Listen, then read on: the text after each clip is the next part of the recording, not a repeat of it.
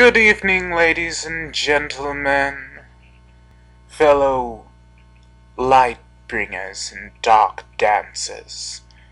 I may be this morning, afternoon, evening, night's entertainment. To be honest, I don't really know when you're listening / watching this, so I don't care. What I have to present before you is a tale many may or may not know. It's titled, Don't Go Outside. Perhaps you've heard of it, perhaps not. But let's just start off with the first chapter. Rule number 1. Don't go outside.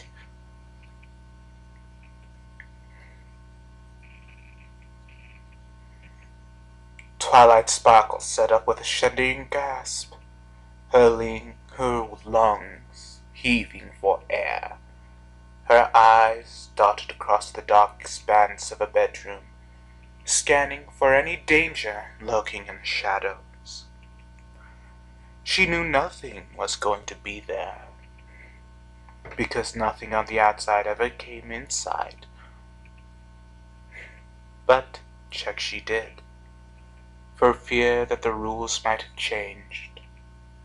It was cold on the second floor of the library, the lack of heat drawing thick clouds of vapor out of the unicorn's heavy breath.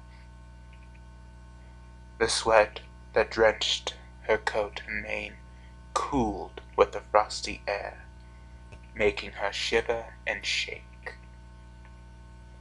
She wondered, curiously, as her eyes ran over one of the far bookcases lining her wall, if she was shaking because of the dampness of her fur, or out of pure fear. Of course, the element of fear made sense to her in this situation. There were many reasons to be afraid nowadays. As her eyes finished wandering over her boarded-up bedroom window, she let out a shuddering sigh and wrapped her forelegs around herself in a sort of self-hug. She held herself tightly for several long and quiet moments, gently rocking herself back and forth as she tried to get her most recent nightmare out of her head. The same nightmare, with just a few changes, as always. Sometimes the colors were different. Sometimes ponies that were there before in her nightmares weren't there again. Or new ponies were in place instead. It was always in Canterlot, in the royal castle, that her nightmares took place. The same begging, same beginning. The same mad rush to the throne room that she had gone through, hoping for answers. Answers as to what had happened to her peaceful little town. Answers as to why Celestia had cast the most powerful anti-teleportation spell known to equestrian kind over Ponyville.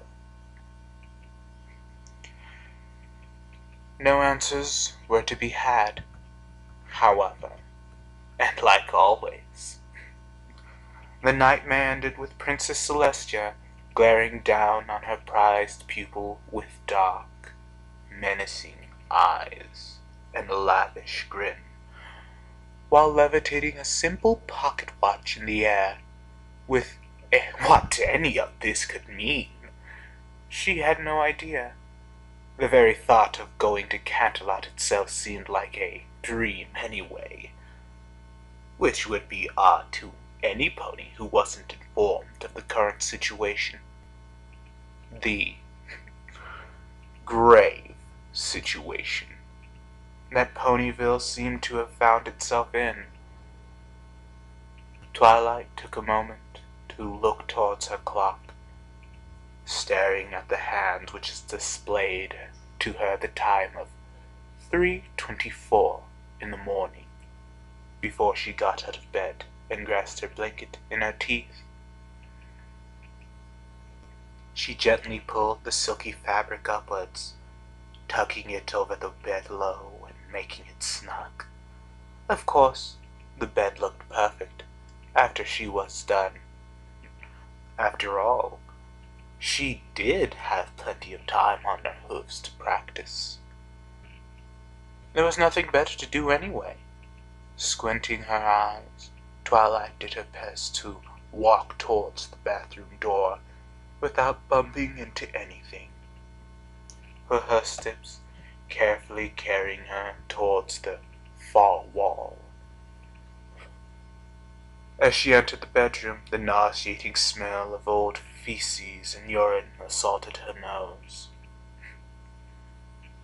She did her best to hold her stomach, which she was getting quite the hang of, much to her delight. As she moved inside and past the mirror, not even bothering to cast a glance toward her shadowy reflection. What would she see that she hadn't seen already anyway? An unkempt mane, a pair of violet but bloodshot eyes, a nasty scar that passed over her right cheek. She kept her steps quiet as she walked up to the medium-sized metal bucket that rested right in the middle of the bathroom floor. The smell that rose from its grotesque basin was enough to make any pony lose their lunch. But after enough time and exposure, any pony could get used to the general rot of things. The unicorn let out a tiny sigh of exhaustion as she plopped her rear down on the bucket, staring across her dark bathroom towards her towel rack, which kept hers and Spike's individual towels up and hanging, ready to dry a wet pony or dragon. That is, if there was even any water left in the pipes to dry a pony out of, or a dragon left to dry. She thought about Spike as she did her business, wondering if he was safe, if he was okay.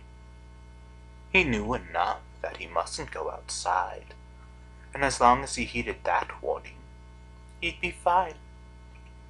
Maybe she'd see him today, or maybe she'd see Carrot Top, or even Big Macintosh. It all depended really on who drew the shortest straw and was stuck with the day shift. The time when all the madness happened. The time when some pony or some dragon would be forced to watch the chaos and bloodshed happening in the streets. She shook her head, getting back to her hooves and grimacing as she took the metal handle of the bucket in her teeth.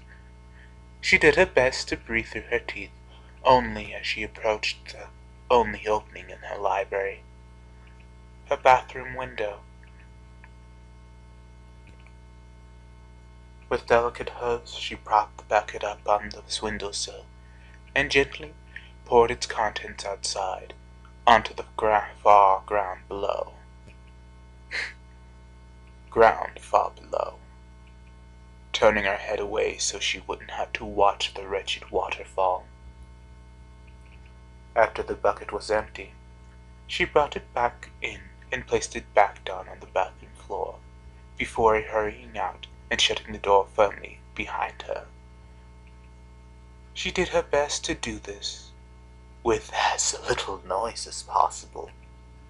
She knew if that you made any noise, you wouldn't be able to use the baskets. If you made any noise at all, they would hear you. They would sit outside and watch Watch the boards, watch the doors, watch the open bathroom window, but not get too close, as the smell would drive them away. Circling like vultures, wondering if it was a living, breathing pony making all that racket, or just some wild animal. They'd never go inside, though. Even if there was a way in, they didn't go in because it was dark. And they didn't like the dark. That's the thought that passed through Twilight's head as she quietly tiptoed down the staircase towards the ground floor. For whatever reason, those outside couldn't stand the dark, and would hiss and shy away from it like a cat would to water. As long as she kept her library boarded up and the lights all completely off, she'd be safe. Granted, she had to have some kind of light. Otherwise, she'd go blind. She had read in one of her books that too long of an extended period in darkness would render some pony blind if they were ever exposed to light again. And thus, her bathroom window